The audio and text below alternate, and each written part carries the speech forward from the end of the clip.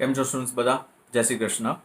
સો હવે આપણે લાસ્ટ સેશનમાં પેજ નંબર યુનિટ નંબર 4માં વોસ 7 પેજ નંબર 7 ઉપર આપણે જે સેકન્ડ પોઈન્ટ તમને ફેર વેજીસનો કમ્પ્લીટ થયો હતો ત્યાં સુધી આપણે પાર્ટ થઈ ગયો છે. So now we need to start with the third point, that is living wage. Clear? Second question જે આપણે સ્ટાર્ટ કર્યો હતો, that is what are the different types of wages. એમાં first statutory minimum wage, that is the wage which is fixed according to the minimum wages act which is enacted by ગવર્મેન્ટે જે minimum veggies act બનાવ્યું છે એના પ્રમાણે જો તમે veggies આપો તો એને કહેવાય સ્ટેચ્યુટરી મિનિમમ વેજ. પછી બેઝિક વેજ, તો બેઝિક વેજ જે કોર્ટ ઓર્ડર્સ છે, લેબર કોર્ટના જે ઓર્ડર્સ છે એના પ્રમાણે જો તમે ફિક્સ કરો તો એને કહેવાય બેઝિક મિનિમમ વેજ. પછી બેઝિક મિનિમમમાં પણ પછી આપણે ફેર વેજ કમિટીના પોઈન્ટ્સ જે સ્ટાર્ટ કર્યા હતા એમાં પહેલું હતું minimum wage. Clear? Minimum wage એટલે જે કોઈ પણ માણસને તમે વેજ આપો that is related to the survival of his life and also to preserve the efficiency of the worker. એની જે એફિશિયન્સી છે એ મેન્ટેન કરી શકે અને એની જે લાઈફ છે, ડે ટુ ડે જે એના આપણે કહીએ એક્સપેન્સીસ છે, લાઈફ રિલેટેડ એક્સપેન્સીસ, જે બેઝિક એક્સપેન્સીસ છે, ફૂડ, વોટર, ક્લોથિંગ, તો એના રિલેટેડ જો એ એફોર્ડ કરી શકે તો એને કહેવાય મિનિમમ વેજ. પછી ફેર વેજીસ એટલે ઇટ વુડ બી લખ્યું છે ફર્સ્ટ લાઇનમાં more than minimum wage but less than living wage, then that wage would be known as a fair wage. Clear? એક લિમિટ આપી છે કે it would be more than minimum wage and less than the living wage. Clear? એટલે હવે આજે જે point આપણે start કરીએ છીએ that is related to the living wage. જો શું લખ્યું છે લિવિંગ વેજમાં, first starting point living wage means, આ બધા જ પોઈન્ટ્સ મીનિંગ વાઇઝ બહુ જ ઇમ્પોર્ટન્ટ છે એમસીક્યુ પેટર્ન ક્વેશ્ચન માટે. જો ફર્સ્ટ પોઈન્ટ છે meaning, it means the wage which enables the worker not only to satisfy the basic needs but also to provide the comforts. આટલો part mark કરી લો, important.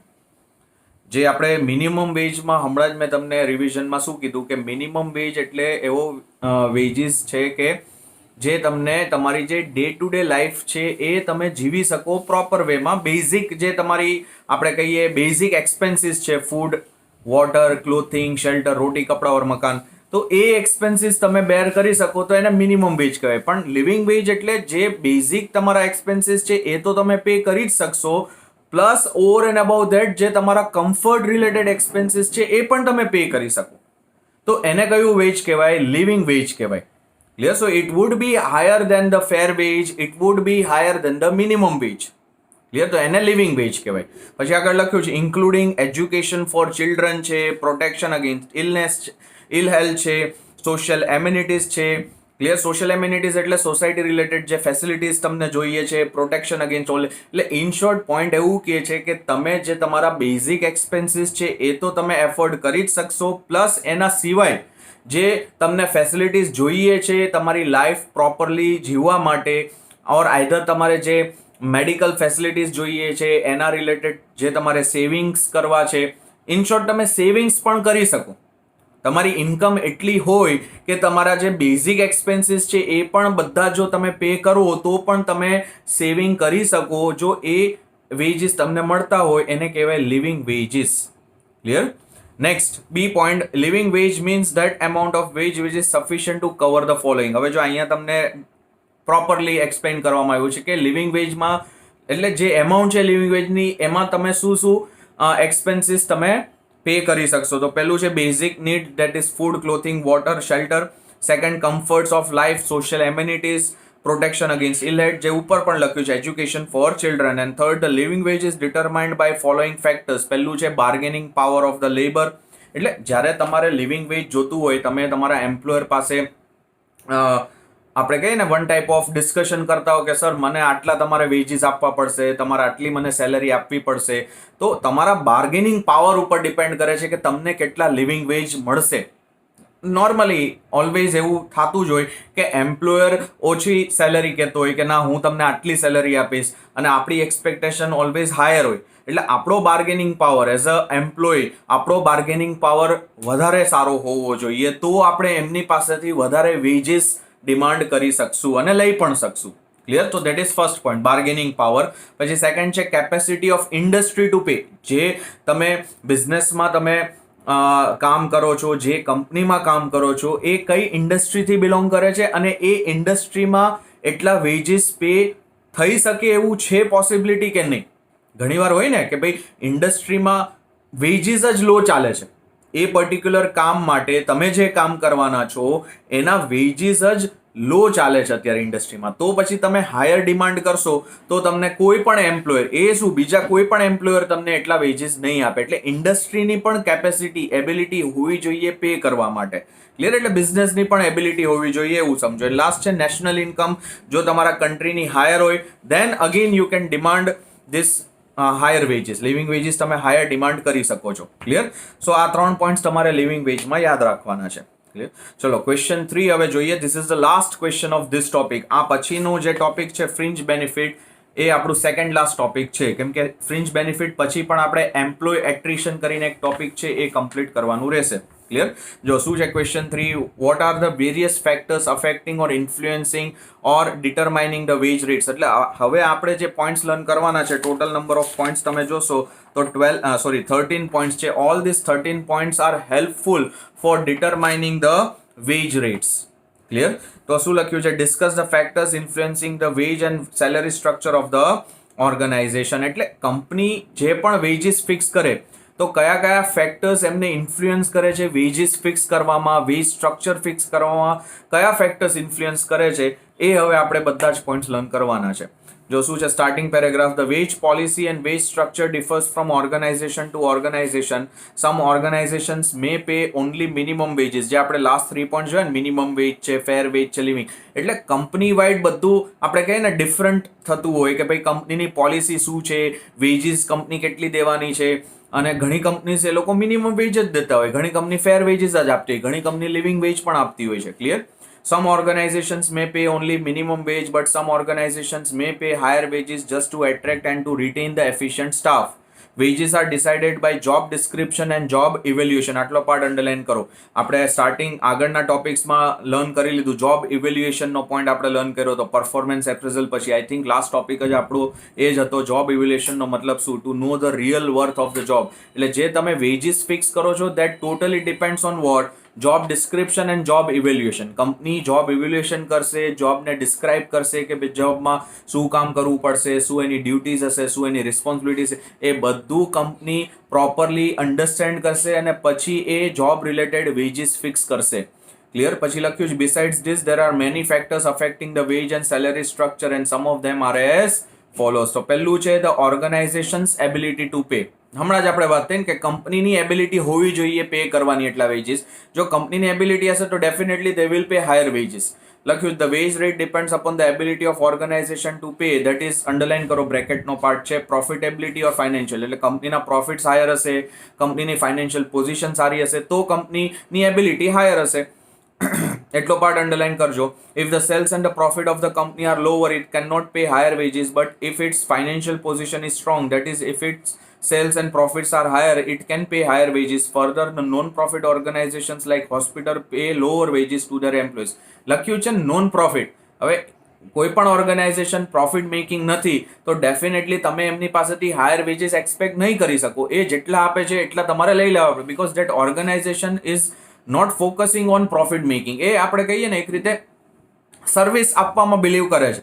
હવે તો એની પાસેથી તમે એક્સપેક્ટ કરશો કે ના આ કંપની મને વધારે સેલેરી આપે, તો કંપની કહેશે ભાઈ જો અમે પ્રોફિટ મેકિંગ પર્પઝ માટે કામ નથી કરતા, અમે સર્વિસ આપવા માટે કામ કરીએ છીએ, એટલે અમે જે આપીએ એ તમારે લઈ લેવું પડશે.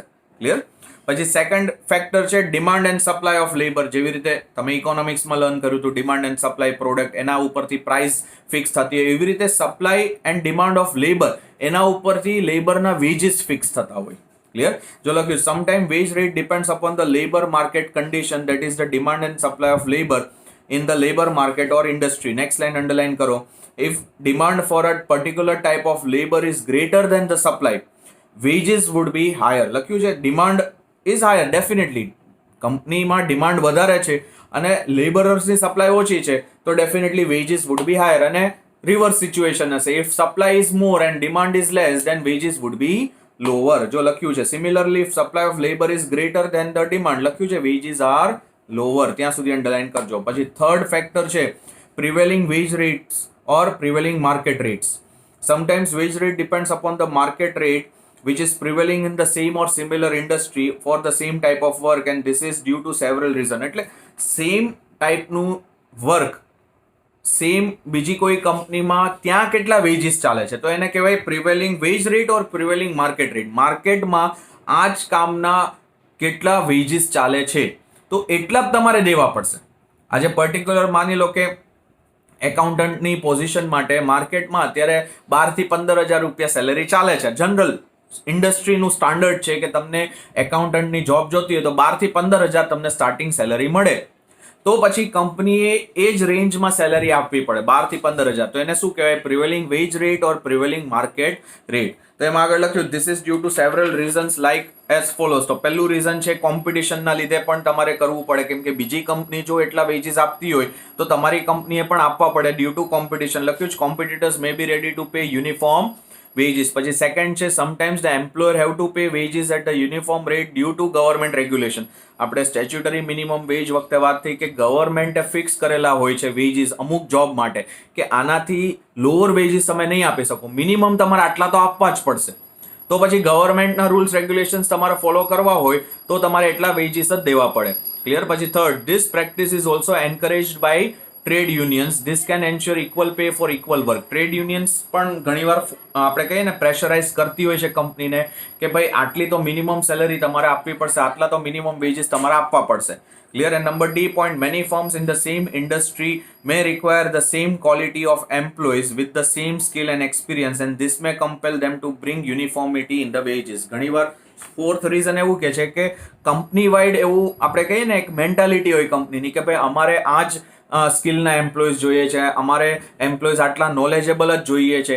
તો ઓવરઓલ બધી જ કંપનીઝ ડિસાઇડ કરી લેશે કે ભાઈ આ સ્કિલ હોય એમ્પ્લોય પાસે કે આટલું નોલેજ હોય એમ્પ્લોય પાસે તો અમે આટલા વેજીસ સેમ આપશું. બધી જ કંપનીઝમાં સિમિલર વેજીસ ચાલતા હશે. એટલે ઘણી બધી વાર શું પર્ટિક્યુલર જોબ માટે સિમિલર વેજીસ જ હોય કે ઘણી બધી જોબ્સ એવી હોય કે માર્કેટમાં જે વેજીસ ચાલતા હોય ને એ જ વેજીસ કંપનીમાં પણ ચાલતા. એનું રીઝન છે કે કોમ્પિટિશનના લીધે એક કંપની બીજી કંપનીને જોઈને પછી સેલરી આપતી હોય કે ના યાર પછી આ કંપની વધારે આપતી હશે તો સારા એમ્પ્લોઈઝ એ કંપની પાસે જતા રહેશે, અમારી કંપનીમાં તો સારા એમ્પ્લોઈઝ આવશે નહીં.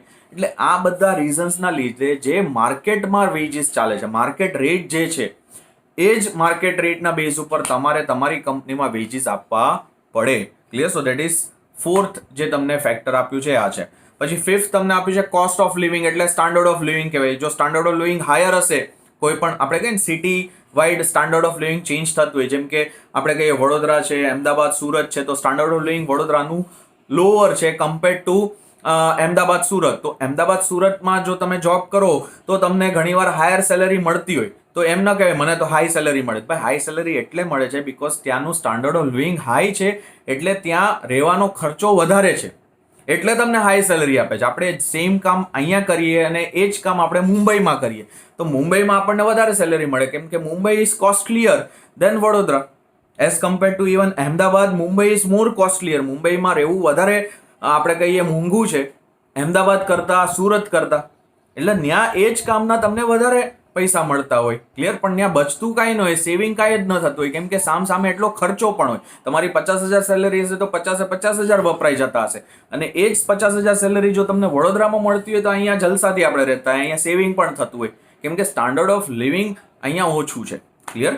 જો શું લખ્યું, nowadays wages are decided on the basis of cost of living of people. In recent period, due to inflation, prices of the goods and services are constantly rising and the real income of the people is falling. જે તમારી actual income છે ને એ down થવા માંડી છે because of inflation. Inflation એટલે મોંઘવારી વધવા માંડી છે. દરેક એરિયામાં દરેક પ્રોડક્ટમાં અત્યારે પ્રાઇસીસ વધે જ છે એટલે જે તમારી એકચ્યુઅલ રિયલ ઇન્કમ છે ને એ શું થવા માંડી છે? ઓછી થવા માંડી છે.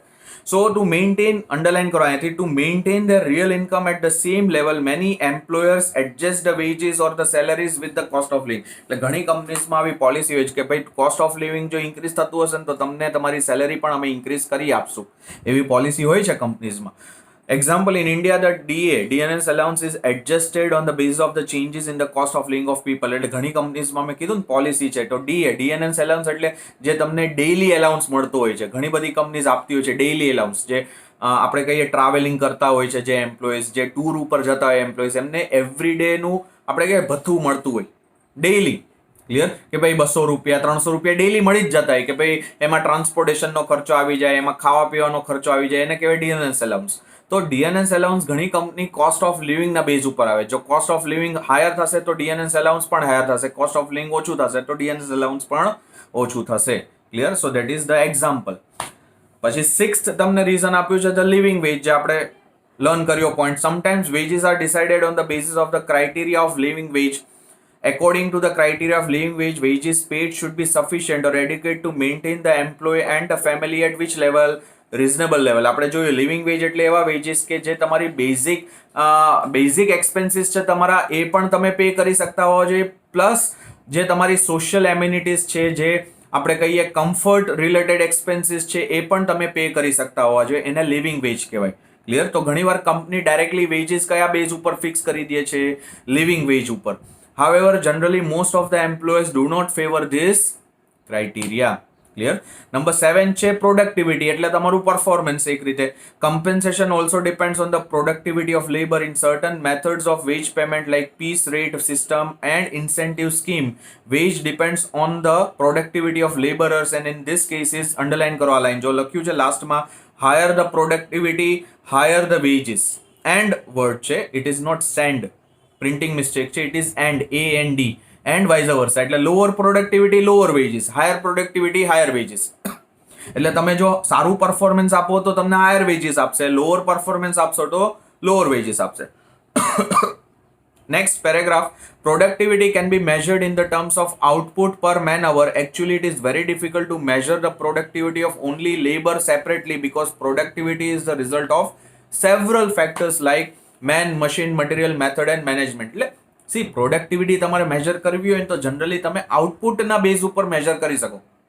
આઉટપુટ એટલે એ લોકો કેટલું પ્રોડક્શન કરે છે, લેબરર્સ કેટલું કામ કરે છે, પર અવર એ લોકોનું આઉટપુટ કેટલું છે, એના ઉપર તમે મેજર કરી શકો. But it is quite difficult to major productivity because તમને લખ્યું છે લાસ્ટ લાઇનમાં, it depends on so many factors. ઘણીવાર મશીન સારું ન હોય તો પણ તમારી પ્રોડક્ટિવિટી ઓછી થઈ જતી હોય, ઘણીવાર રો મટીરિયલ સારી ક્વોલિટીના ન હોય તો પણ તમારી પ્રોડક્ટિવિટી ઓછી થઈ જતી હોય, ઘણીવાર મેનેજમેન્ટ પ્રોપર ન થતું હોય, ફેક્ટરી પ્રોપરલી મેનેજ ન થતી હોય તો પણ વર્કરની પ્રોડક્ટિવિટી ઓછી થતી હોય. એટલે there are so many factors which affects the productivity level of the laborers. But generally if you want to pay wages according to productivity level, તો પછી તમારે કન્સિડર શું કરવાનું? આઉટપુટ ગિવન પર અવર.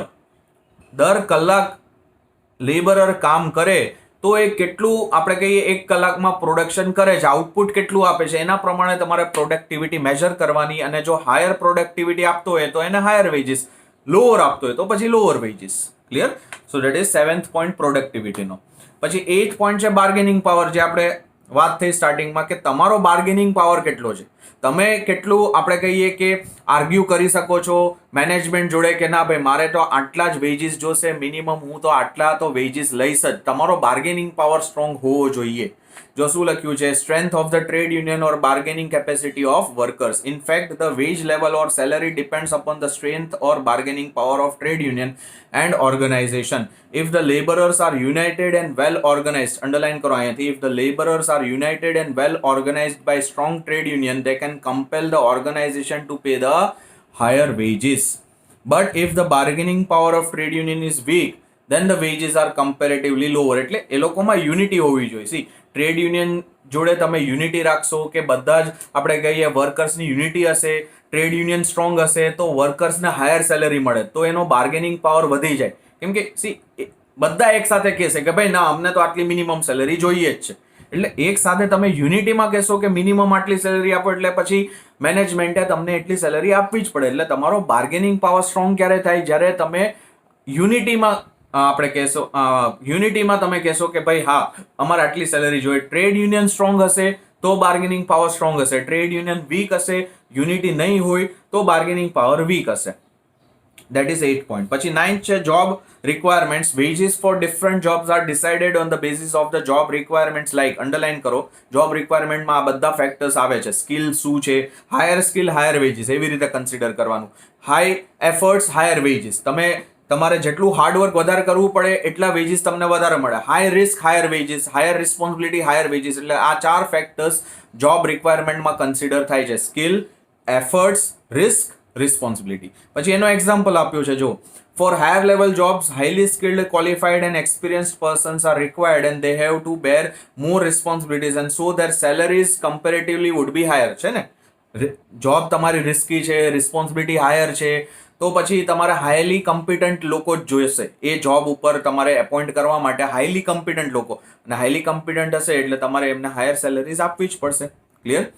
નેક્સ્ટ 10th પોઈન્ટ છે managerial attitude. એટલે ઘણીવાર કંપનીનું જે મેનેજમેન્ટ છે, ટોપ લેવલ મેનેજમેન્ટ કહીએ, કેમ કે સેલરી કેટલી આપવી, વેજીસ શું આપવા, વેજીસની પોલિસી શું છે, એ બધું એ લોકો ડિસાઇડ કરતા હોય. તો એમનો એટીટ્યુડ બહુ મેટર કરતો હોય. ઘણી કંપનીઝ ગમે તે કરો હાયર સેલરી આપતી જ ન હોય.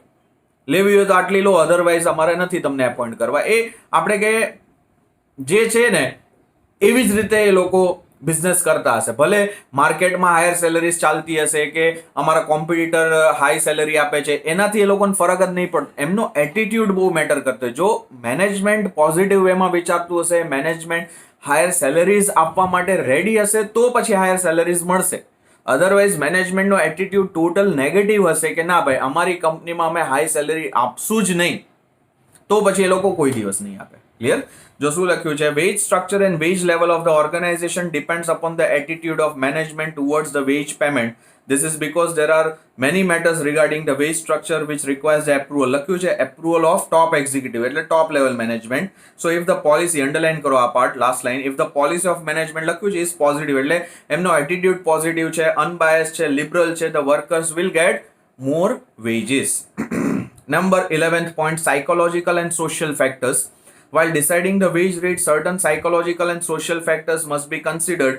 Psychologically, people consider the level of wages as a measure of their success in life. A definitely છે ને. સાયકોલોજી એટલે આપણી મેન્ટાલિટી શું છે. આપણને જો હાયર સેલરી, હાયર વેજીસ મળતા હશે તો આપણને એવું લાગશે કે we are successful in our life. That is our psychology. Clear? Wages play an important role in determining the workers' pride, motivation and also involvement in their work. કોઈ માણસને higher સેલરીઝ મળતી હોય તો એના માટે એ પ્રાઇડની વાત કહેવાય, કે ગર્વની વાત કહેવાય, કે જો મને આટલી હાયર સેલરીઝ મળે છે. આઈધર એનાથી એને મોટિવેશન મળતું હશે, આઈધર બીજા લોકોને એવું લાગતું હશે કે ના આ માણસ કામ બહુ વ્યવસ્થિત કરતો હશે તો આટલી હાયર સેલરીઝ મળે છે. એટલે આ સાયકોલોજી રિલેટેડ પોઈન્ટ છે. Clear? Therefore, while deciding the wages, such psychological factors should also be considered by management. Management આ factors consider કરવા પડે કે જો તમે હાયર સેલરી આપશો તો એમને મોટિવેશન હાયર મળશે, એ લોકો હાર્ડ વર્ક કરશે, ડેડિકેટેડ વેમાં કામ કરશે, તો ડેફિનેટલી મેનેજમેન્ટ હાયર સેલરી આપે. Clear? Next paragraph, similarly sociologically and ethically people believe that wages should be equal for equal work. હું જેવું કામ કરું છું, હું જેટલી મહેનત કરું છું એટલે તો મને વળતર મળવું જોઈએ. ક્લિયર? એ સોશિયોલોજીકલી, એથિકલી એ પોઈન્ટ છે. Clear? Veggies should B reasonable in relation two there efforts. લખ્યું છે ને, એફર્ટ્સ એટલે હાર્ડવર્ક. આજે કોઈ પણ માણસ તનતોડ મહેનત કરતો હોય, ઓનેસ્ટી સાથે કામ કરતો હોય તો હી deserves good amount of wages. Clear? There should be no discrimination or distinction on the basis of caste, color and religion. એવું કોઈ ડિસ્ટિંક્શન નહીં રાખવાનું. ભાઈ આ કાસ્ટનો માણસ એટલે આને લોઅર વેજીસ, હાયર કાસ્ટનો માણસ એટલે એને હાયર વેજીસ, એવું કોઈ દિવસ ડિસ્ટિંક્શન ન હોવું જોઈએ. Management must consider this factors to ensure the equity, fairness, justice in wage determination. Last 2 lines underline કરજો. There should be no discrimination નો જે પાર્ટ છે ને એટલો પાર્ટ અંડરલાઇન કરી રાખજો. નંબર 12th પોઈન્ટ છે government regulation or legal requirement. જે આપણે સ્ટેચ્યુટરી મિનિમમ વેજીસનો પોઈન્ટ લર્ન કર્યો એ જ છે આ. જો લખ્યું છે government has pass certain labour legislations. લખ્યું છે ને લાઈક મિનિમમ વેજીસ એક્ટ, પછી પેમેન્ટ ઓફ બોનસ એક્ટ પણ છે. So it is compulsory to pay the veggies. અહીંયાથી અંડરલાઇન કરો, according to the provisions of સચ લેબર લેજિસ્લેશન. એટલે જો તમારી કંપનીને મિનિમમ વેજીસ એક્ટ ફોલો કરવો પડતો હોય તો મિનિમમ વેજીસ એક્ટમાં જે પણ વેજીસ પર્ટિક્યુલર જોબ માટે લખેલા છે એ જ તમારે કમ્પલસરી આપવા પડશે. ક્લિયર? ગવર્મેન્ટનો રૂલ છે તો તમારે ફોલો કરવો જ પડે. And last, number 13 point, condition of labor market and product market. Wage rates also depends upon the nature and the condition of labor market and product market. Next line underline karo. If there is perfect competition in the market, the wage rates may be equal to the value of marginal product of the laborer. But in case of imperfect market, wages are lower. એટલે see, product નું કેવું છે કે ભાઈ product market એટલે માર્કેટમાં perfect competition હોય કે બધી પ્રોડક્ટ કોમ્પિટિટિવ પ્રોડક્ટ્સ છે તો તમારે પ્રાઇઝીસ, પ્રોડક્ટ રિલેટેડ કહું છું, તો તમારે પ્રાઇઝીસ રિઝનેબલ રાખવી પડે. પણ લેબર માર્કેટમાં જો કોમ્પિટિટિવનેસ હોય, ક્લિયર, પરફેક્ટ કોમ્પિટિશન હોય લેબરર્સની વચ્ચે કે ભાઈ ના સારામાં સારો જો લેબર હોય તો તમારા હાથમાંથી જવા નહીં દેવાનું, એને કહેવાય પરફેક્ટ કોમ્પિટિશન હોય. ક્લિયર? કેમ કે જતો રહેશે તો કદાચ બીજો મળે ન મળે, સારો મળે ન મળે. એટલે તમારે જો પરફેક્ટ કોમ્પિટિશન હોય લેબર માર્કેટમાં તો તમારે હાયર વેજીસ આપવા પડશે, અને ઇમ્પરફેક્ટ કોમ્પિટિશન હશે તો તમે લોઅર વેજીસ આપશો તો ચાલશે. Clear? So that is last 13th point. અહીંયા સુધી રાખીએ છીએ. નેક્સ્ટ ટોપિક આપણે નેક્સ્ટ સેશનમાં સ્ટાર્ટ કરશું. ફ્રિન્જ બેનિફિટમાં તમને ટોટલ 2 ક્વેશ્ચન્સ જ આપેલા છે, બટ સેકન્ડ ક્વેશ્ચન ઘણો લેન્ધી ક્વેશ્ચન છે. ક્લિયર? એટલે એ એક ટોપિક આપણો બાકી છે, અને પછી 18th પેજ ઉપર એમ્પ્લોય એટ્રિશનનો એક ટોપિક છે. ક્લિયર? આ 2 ટોપિક ખાલી હવે આપણા બાકી રહેશે. સો નેક્સ્ટ સેશનમાં આપણે સ્ટાર્ટ કરીએ. ચલો મળીએ. આવજો બધા, સાચવજો. જય શ્રી કૃષ્ણ.